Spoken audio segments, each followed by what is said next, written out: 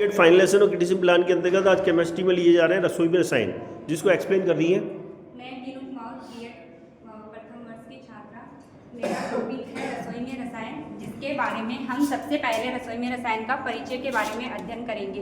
इसमें जैसे हम सबको पता है कि रसोई में विभिन्न मसाले एवं सब्जियों का उपयोग किया जाता है, जैसे टमाटर, लहसुन, नींबू, काली मिर्च, करेला, हल्दी, पालक, बेकिंग सोडा, मेथी वगैरह सबका यूज किया जाता है। तो हम इसमें जो कौन से रसायन इसमें प्रेजेंट होते हैं उन सब के बारे में अध्ययन करेंगे। तो इनमें कौन कौन से रसायन प्रेजेंट होते हैं उनके प्रकारों को मैं मॉडल के थ्रू आपको समझाना चाहती हूँ। जैसे कि सबसे पहले और सबसे कॉमन जो प्रेजेंट होता है नमक। नमक के अंदर सोडियम क्लोराइड प्रेजेंट होता है।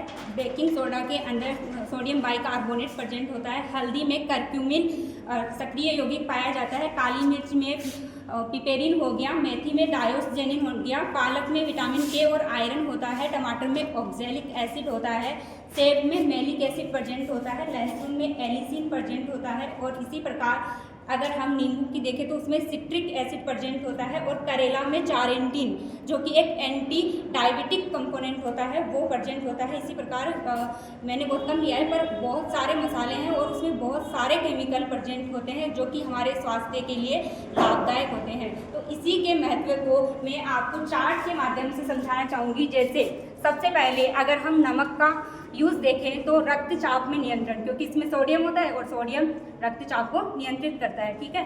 और सेकंड अगर हम देखें तो बेकिंग सोडा, जिसका प्रति अम्ल के रूप में उपयोग किया जाता है। हल्दी का सूजन रोधी, वेरी कॉमन।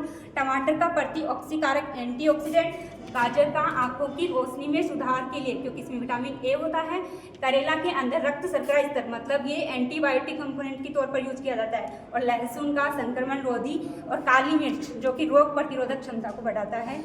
तो इसका मतलब हमारी किचन में पूरी केमिस्ट्री है और इनका प्रयोग करके हम घर पे ही देसी इलाज ले सकते हैं, जो कि अच्छी है होम्योपैथी।